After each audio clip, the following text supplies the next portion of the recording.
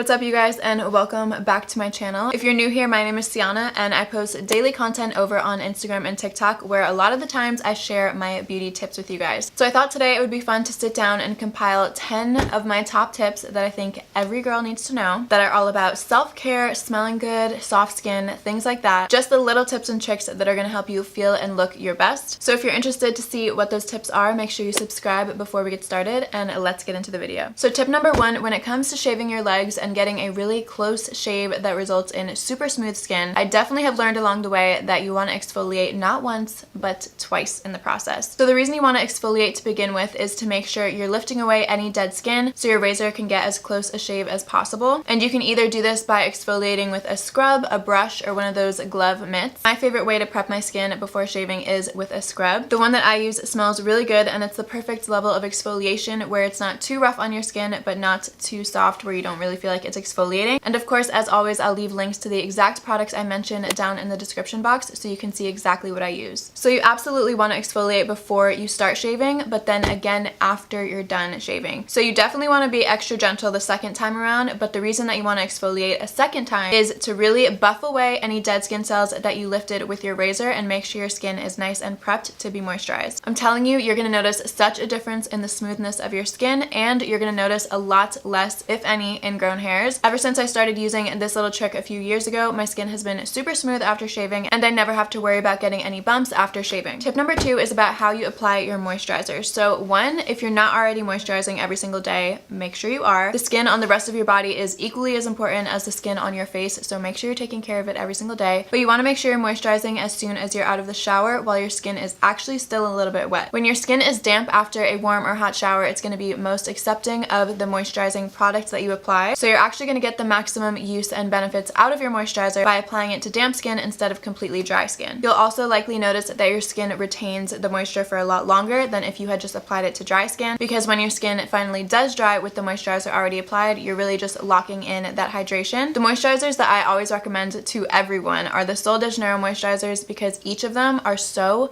creamy and they smell amazing, so it's going to sink into your skin really luxuriously, but it's not going to feel too heavy or greasy, so you won't have to wait around for it to absorb before getting dressed after the shower. I've tried literally all of their moisturizers and they are all amazing. So again, they'll be linked in the description box along with a discount code that I'll leave here on the screen if you want to check out this brand. So the next tip, if you're someone who cares a lot about smelling good like myself, I always like to smell amazing whenever possible. There are two tricks that I definitely implement on a daily basis, and one of them is knowing where to apply your perfume or fragrance. So the places that I like to apply perfume are right behind my ear, in the crook of my elbow, and then also in the back bend of your knee. So the reason for that is because these areas typically get a bit warmer throughout the day, so the scent is going to be emitted a little bit stronger there than if you just sprayed it like on your arm or something. So by spraying the perfume in those spots, you're going to get the maximum effect of the scent, and everyone's going to be able to smell it a lot stronger. And I'm the kind of person that I like to be able to smell my perfume the entire day. And I also noticed that when you spray it here, whenever you give someone a hug or get close to them, they usually smell it from that area. So it's just an easy way to really capitalize on whatever scent you picked out for yourself that day and make sure that you actually get to smell it. The second tip that I always like to recommend to people when it comes to fragrance is not to forget your hair. So yes, of course, it's easy to make your body smell good, but why not make your hair smell good too? And an easy way I like to do that is to apply this mist. I actually have a few of these in different scents, but the one that I'm going to show you is the Coco Cabana Body Fragrance Mist by Sol de Janeiro. So same idea with applying moisturizer. I apply this while my hair is damp. I just spray it all over, and then what happens is your hair is going to dry with the scent already in it. So the entire day, whenever you move your hair around, you're going to get wafts of the fragrance, and it's just another easy way to smell really good. I like to use these specifically on my hair because it's fairly light, so you're still going to get the fragrance, but it's not going to be like a slap in the face when you walk past someone. So it's definitely subtle, but it's another easy way to smell good, and I personally always feel a little bit better when I know I smell really good. Okay, on to our fifth tip. When it comes to skincare, if you're someone that notices that you have a little bit of an unbalanced skin tone, maybe you have some redness in some spots and just overall it could be a little bit more even, probably would benefit from using vitamin C in your routine. I noticed the biggest difference in my skin when I started adding serums that included vitamin C because it really helps to even out and brighten your skin tone. The serum that I'm using right now that had such amazing reviews, so I had to try it out and it was amazing. But it's the Glow Maker Antioxidant Serum by the brand May Love. They are cruelty-free, vegan, all the good stuff.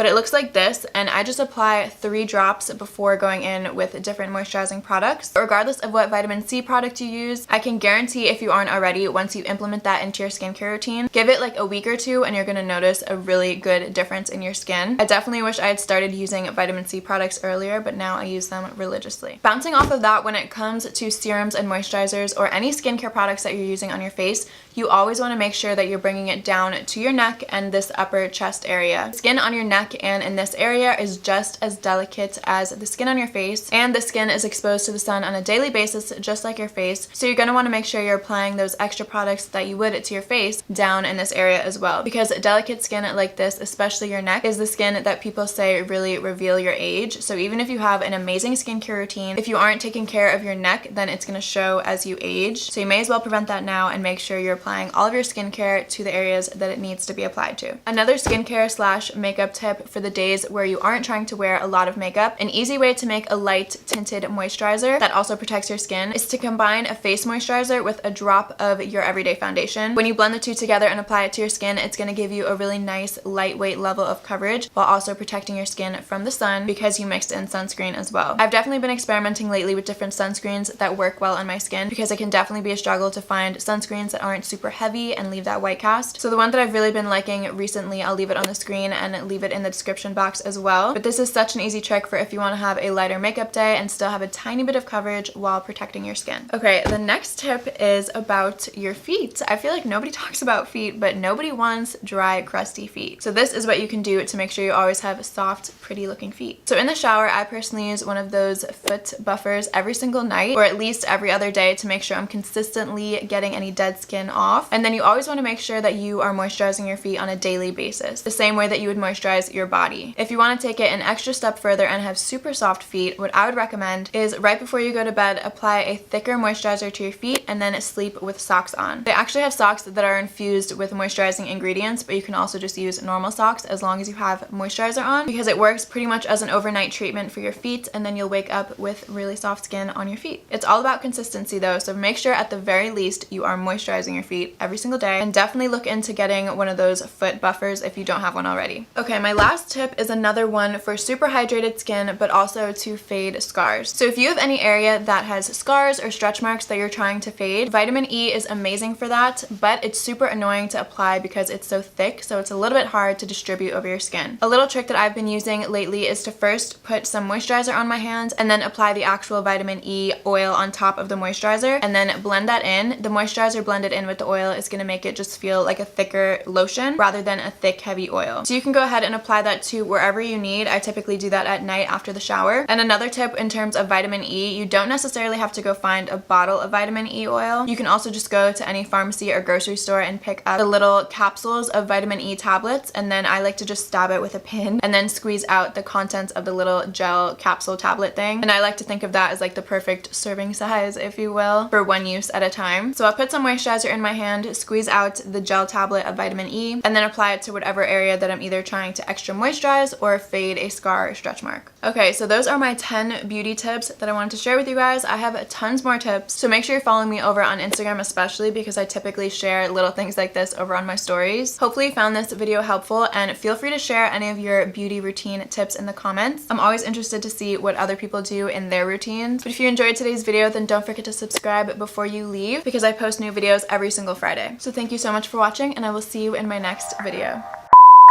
Biggest diff. So again, they'll be leaved in the... You should have seen the way that you bloom. I think I saw your face in the moon.